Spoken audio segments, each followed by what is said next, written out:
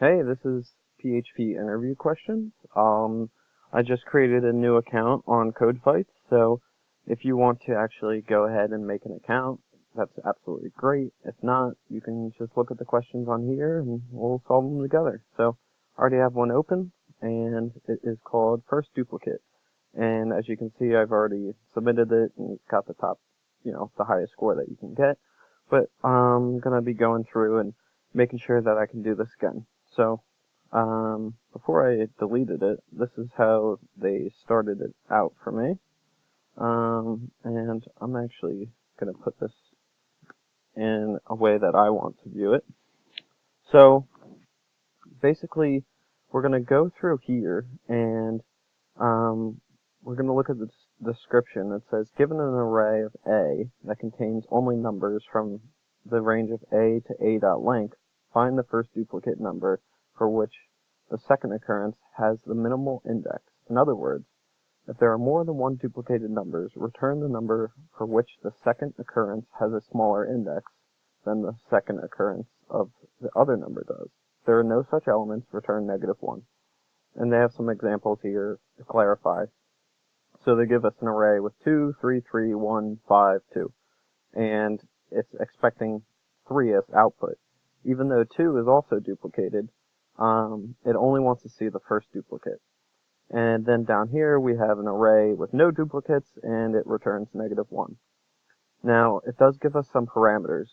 PHP needs to be able to run this in 4,000 milliseconds or under, and if you get it right, it'll tell you that it's correct. But if you have surpassed the memory limit, then it won't give you the highest score that you can get. So it gives you some tips and everything, but we're just going to kind of go through this, and I'm going to go through the first way that I wrote it, and then I'm going to go through and show how I optimized the code to make it a little bit faster. So the way I started is I created a temporary array just called temp, and I'm just going to set it to an empty array here, and then I'm just going to say for each A as int, then we're going to perform some computations here. So, originally, what I thought to do was say, if, I think I did ifs, I did in array. So, we'll check if I'll just space this out. So, I'll check if the int is in temp. And basically, this is just a PHP function that tells you if the string you're passing is in the array. So, if it is in the array, obviously, I want to return int and then break out of the loop. So, this should, if we give it some duplicates, it should actually tell us that nothing is in this temporary array because we haven't pushed anything. So it's never going to return anything. It's just going to run through the loop and we won't get any output. So in order to assure that we get an output, we can do array push, and then we'll do our temp array, and we'll send in our integer. Now, from here, we need to do some additional checking. So we'll exit our loop, and we'll set another temporary array called frequency, and we'll do array count values of temp, and I'll just space that out. And then we're going to do some checking on that. So we need to check if there is a value of freq of 0. If there is, then we want to return frequency of 0, else return -1. And let me just double check. I believe that should give us everything we need. Actually, we'll just run the test. Let's check it out. Run tests. And It looks like all of our tests have passed. I'm not like a pro or anything, so I don't really pay for this, but, you know, it's telling us that all these tests passed, so if we actually go ahead and submit, we'll take a look at what it gives us back, and it's going to run some more tests on it. It's going to say incorrect, execution time exceeded on test 21. Make sure that it completes it within these 4,000 milliseconds. Well, you know, now that we have the basic logic down, what can we do to verify that this can be completed within the loop's time? So you can see here, we're looping through, and then we do an if statement, and then we push to an array, and then we push to another array, and then we do another if statement. So this is pretty inefficient. So there's a better way to do this, and we're just going to do that right now. So I just wanted to show you a way that does work, and then a way that works better. So that's kind of going to be how these go.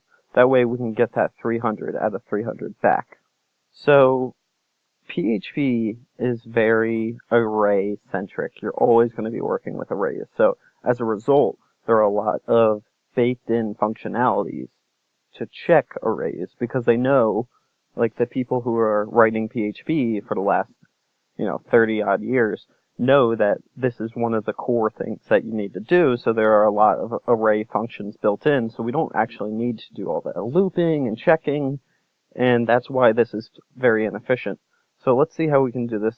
I'm going to set a temporary variable for diff, and that's just going to be for our difference in our arrays.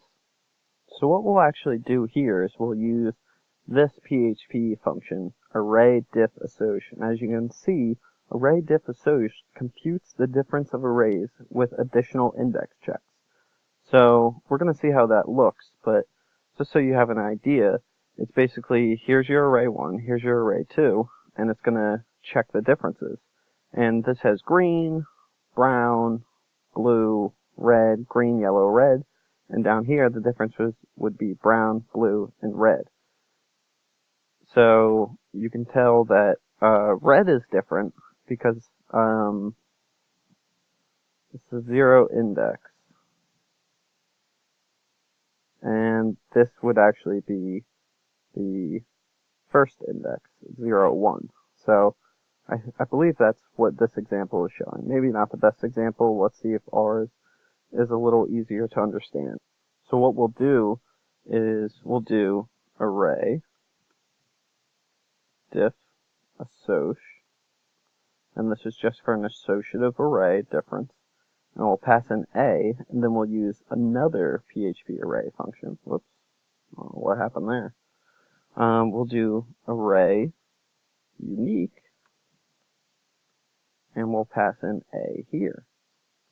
And what that should do is it should tell us all the unique values. It removes the duplicate values from an array. So if we use these in conjunction with each other, our diff should have exactly what we need in it. So to verify that we're getting the correct answer here, we're actually just going to do something. Like normally you would do something like this, right? Like if diff of 0, then, return diff of 0.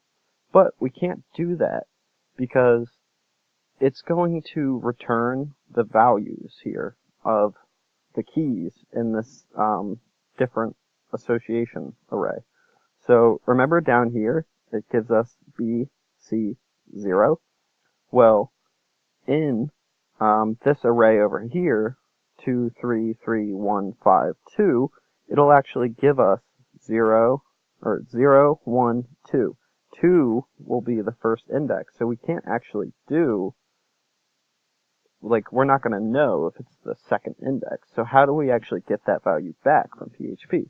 Well, it's actually pretty easy, and it's because PHP is built for arrays, really. So they have this really unique, or maybe not unique, but handy built-in function called reset. So what we'll do is we'll get our first val, and we'll set it to reset of diff. And what that does is reset returns the first value in array, regardless of the key that's associated with it. And it looks like that wants to give me a multi-line, but that's okay. So what we're going to do is we're going to check to see if this exists. So if first val, and you could also do like is set or whatever you want to do, but I'm just going to do if first val, then return first val, else return. And what's it looking for? It's looking for -1, which I think will also register as false, but for clarity's sake, we'll just do -1. So we'll run all our tests, and we'll see that they all passed. And then if we actually submit it, then we get our 300 out of 300. And let's see, has anybody, oh, there's an ES6 one. Let's see if anybody has done PHP, and we'll check theirs. Solved without hints. And did I solve without hints? Let's see. I guess the last one. Solved without hints. No, because when I was getting used to the ecosystem here, it has clues, and I actually unlocked this first one. And it actually wasn't even that useful. It says if you do solve it within the memory limit, the restrictions on value of A of I are critical in this problem. Changing the array in place doesn't require extra memory, which is true. It wasn't what I was doing. So actually, even if we wanted to like single line this, we could take that and put it right here, and then, you know, have it a little bit. I think that's less clear. So, that's really all that there is for this one. I just want to take a look and see how somebody else has done it. So this guy got 18 votes. He solved it without hints. Let's take a look. For each A as V, if, okay.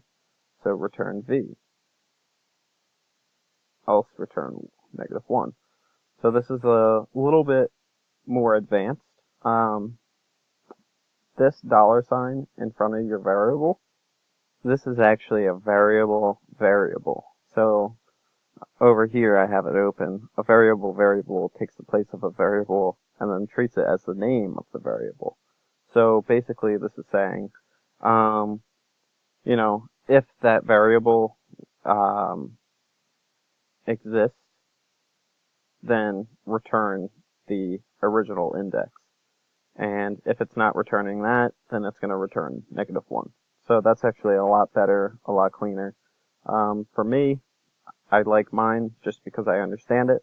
But also take a look at, you know, these, you can't, let's see. Yeah, I'm number 497, but that's okay. I like being down here. So, this was the first interview question here, first duplicate.